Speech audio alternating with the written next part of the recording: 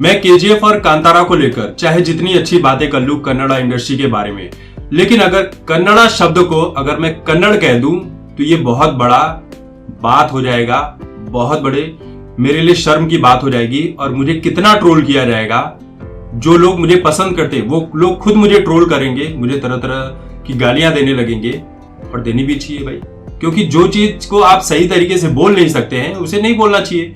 अब यही गलती वरुण धवन ने कर दी है, कन्नड़ा को इन्होंने कन्नड़ कह दिया है। इसी को लेकर बवाल छिड़ गया है और इन्हें जबरदस्त तरीके से ट्रोल किया जा रहा है।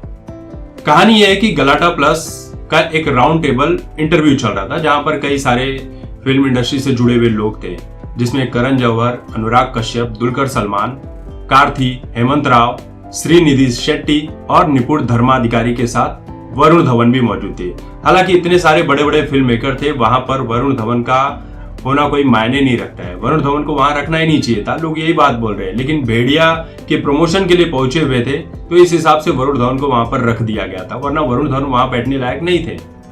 अब केजीएफ और कांतारा जैसी फिल्मों के ऊपर चर्चा चल रही थी कि कन्नड़ा इंडस्ट्री इतनी लाजवाब तरीके से फिल्में बना रही है जो सुपर डुपर हिट हो रही है, IMDb की रेटिंग में टॉप कर रही है, इतनी कमाई कर रही है कि आखिर ये तरीका क्या अपनाया है कन्नड़ा इंडस्ट्री ने।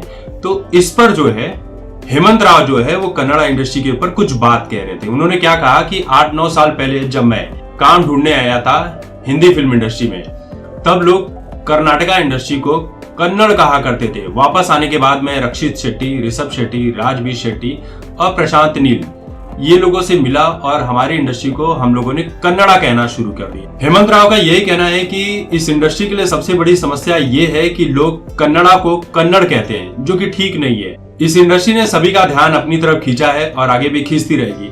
अब बारी थी वरुण धवन के बोलने की और वरुण धवन ने यहीं पर गलती कर दी।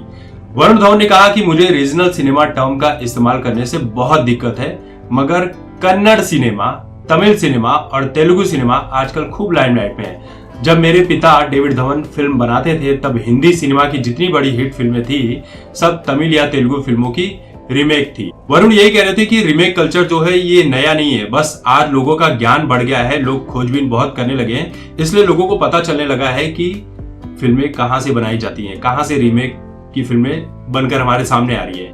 अब वरुण धवन सब कुछ तो बोल रहे थे लेकिन उन्होंने कन्नड़ा शब्द को कन्नड़ कह दिया। अब इसी चीज को टोकते हुए लोग जो वहां पर बैठे हुए थे उन लोगों ने करेक्ट किया कि यही चीज हेमंत राव अभी कुछ देर पहले कह रहे थे कि कन्नड़ा को कन्नड़ ना कहा जाए, और यही गलती आपने कर दी। वरुण धवन को वहां पर बैठे हुए लोगों ने ही उनकी क्लास लगा दी।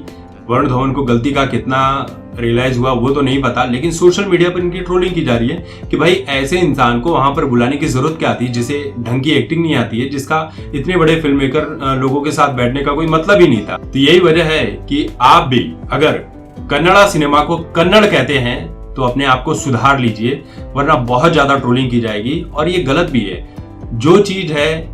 और साउथ के लोगों को मैंने देखा है कि वो एक एक माइनर चीजों पर बहुत ध्यान रखते हैं। अगर गलती होगी न्यूज बनाने में, अगर मुझसे भी कई बार गलतियां हुई तो वो लोग कमेंट सेक्शन में आकर बड़े ही प्यार से कहते हैं कि सर इस चीज को आप इस तरीके से सुधार लीजिए, ये गलत है आपने कहा। ये तरीका भी होता है, लेकिन यहीं पर बॉलीवुड के बारे में अगर इनके स्टार के बारे में कुछ कह दो तो ये लोग गाली गलौज पर उतर आते हैं, कमेंट सेक्शन में धमकियां देने लगते हैं। तो यही फर्क है वहां की ऑडियंस में भी और यहाँ के बॉलीवुड की ऑडियंस